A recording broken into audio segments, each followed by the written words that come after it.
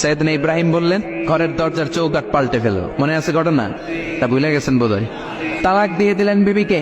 নতুন সংসার শুরু হলো। আরেকটা বংশীয় নেককার মেয়েকে বিয়ে করলেন। 3 বছর পর সৈয়দনা ইব্রাহিম আবার বেড়াতে আসলেন। আজকেও সৈয়দনা ইসমাইল বাসায় নাই। সৈয়দনা ইব্রাহিম সালাম দিলেন, আসসালামু আলাইক।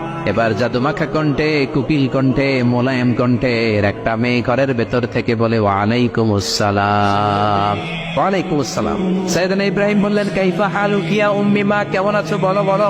মেয়েটা বলে, আলহামদুলিল্লাহ আলা কুল্লি হাল, সব অবস্থায় আলহামদুলিল্লাহ। সুবহানাল্লাহ পড়ে। সংসার কেমন চলে? কয় খুব ভালো। খাওয়া দাওয়ার অবস্থা কি? কয় আরো ভালো। এবার মেয়েটা বলে, কে আপনি? এই মরুভূমির মাঝখানে রৌদ্রের মধ্যে দাঁড়িয়ে দাঁড়িয়ে কথা বলেন, কেউ তো কোনোদিন আমাদের খোঁজ নিতে আসে না, কে আপনি? ঘরে আসেন। সৈয়দনা ইব্রাহিম বলে, না, আমার পরিচয় দিব না, ঘরেও আসবো না। মেয়েটা বলে, আপনি যদি ঘরে না আসেন আমি কিন্তু রাগ করবো। সুবহানাল্লাহ কোন।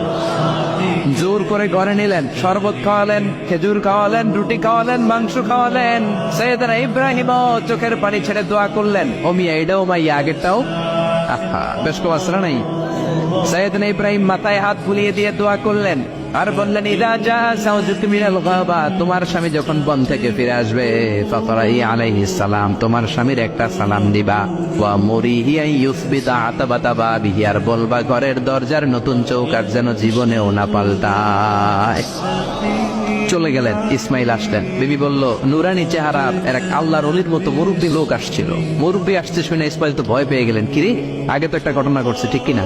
কেমন আচরণ করেছিস বল। বিবি বলে, আপনি ভয় পাবেন না, আমি খুব ভালো আচরণ করেছি, আপ্যায়ন করেছি। তিনিও খুশি হয়ে আমার মাথায় হাত বুলিয়ে দোয়া করে দিয়েছেন আর বলেছেন, ঘরের দরজার নতুন চৌকাঠ যেন জীবনেও আপনি না পাল্টান। সুবহানাল্লাহ। সৈয়দনা ইসমাইল বিবিকে জড়িয়ে ধরলেন। বিবিকে জড়িয়ে ধরে বললেন, ও বিবি, তুই তো পরীক্ষায় গোল্ডেন এ প্লাস। যেই মুরব্বী লোকটা এসেছিল সাধারণ কোনো মানুষ নয়, তোমার শ্বশুর আমার বাবা ইব্রাহিম খলিল। আমার বাবা যেই কথা বলে গিয়েছেন, যে ইঙ্গিত দিয়েছেন, এটা তো গ্রিন সিগন্যাল।